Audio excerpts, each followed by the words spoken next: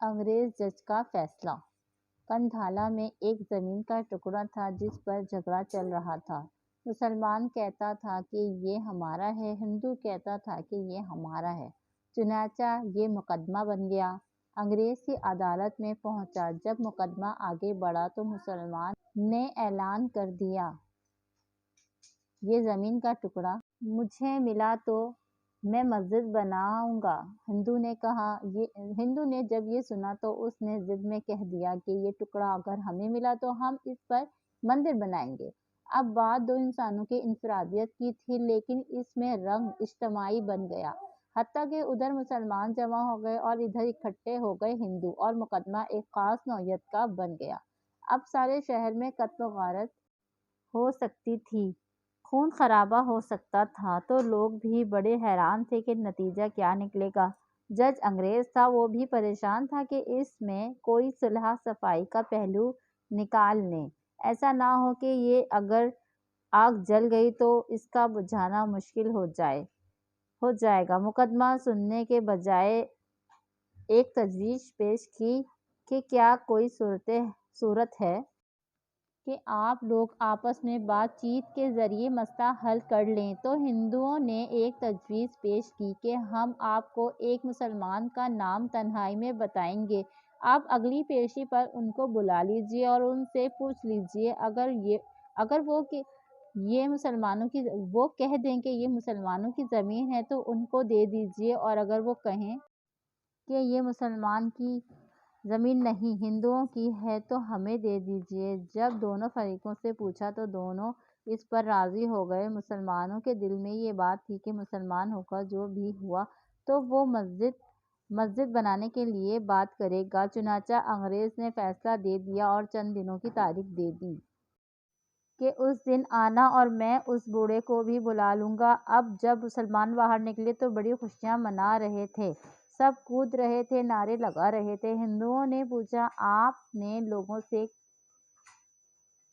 کہ تم نے کیا کہا؟ انہوں نے کہا کہ ہم نے ایک مسلمان عالم کو حاکم بنا لیا ہے کہ وہ اگلی پیشی پر جو کہے گا اسی پر فیصلہ ہوگا۔ اب ہندوؤں کے دل مرجھا گئے اور مسلمان خوشیوں سے پھولے نہیں سماتے تھے، لیکن انتظار میں تھے کہ اگلی پیشی میں کیا ہوتا ہے۔ چنانچہ ہندوؤں نے مفتی الہی بخش کندھالوی رحمۃ اللہ علیہ کا نام بتایا کہ جو شاہ عبد العزیز رحمۃ اللہ علیہ کے شاگردوں میں سے تھے اور اللہ نے ان کو سچی زندگی عطا فرمائی تھی۔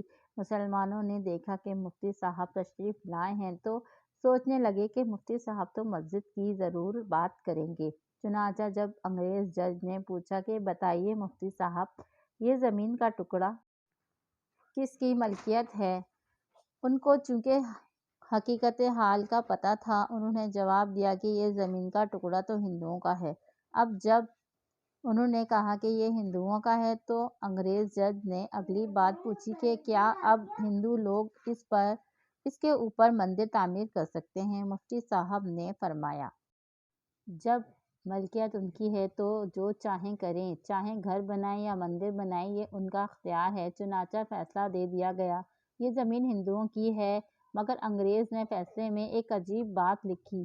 فیصلہ کرنے کے بعد لکھا کہ آج اس مقدمے میں مسلمان ہار گئے مگر اسلام جیت گیا۔ جب انگریز جج نے یہ بات کہی تو اسی وقت ہندوؤں نے کہا کہ آپ نے تو فیصلہ دے دیا ہے، ہماری بات بھی سن لیں۔ ہم اسی وقت کلمہ پڑھ کر مسلمان ہوتے ہیں اور آج یہ اعلان کرتے ہیں، اب ہم اپنے ہاتھوں سے یہاں مسجد بنائیں گے۔ سبحان اللہ، سبحان اللہ! عقل کہہ رہی تھی کہ جھوٹ بول رہے ہیں، یہ مسجد بنوائیں گے۔ حضرت مفتی صاحب نے سچ بولا اور سچ کا بول بالا ہوتا ہے کہ پروردگار نے اس جگہ مسجد بنوا کر دکھا دی۔ کئی مرتبہ نظر آتا ہے جھوٹ بولنا آسان راستہ ہے اور سچ بولنا آسان راستہ نہیں ہے، یہ کانٹوں بھرا راستہ ہوتا ہے۔ جھوٹ سے اللہ تعالیٰ نفرت کرتے ہیں، انسان نفرت کرتے ہیں، انسان اعتماد کھو بیٹھتا ہے۔ ایک جھوٹ کو نبھانے کے لیے کئی جھوٹ بولنے پڑتے ہیں، لہٰذا سچی زندگی کو اختیار کیجیے، اس پر پروردگار آپ کی مدد فرمائے گا انشاءاللہ۔ مزید ہماری کہانیاں سننے کے لیے ہمارے اس چینل کو لائک کیجیے، سبسکرائب کیجیے۔ چلتی ہوں، پھر کوئی اچھی سی سٹوری لے کے دوبارہ حاضر ہوں گی، تب تک کے لیے اللہ حافظ۔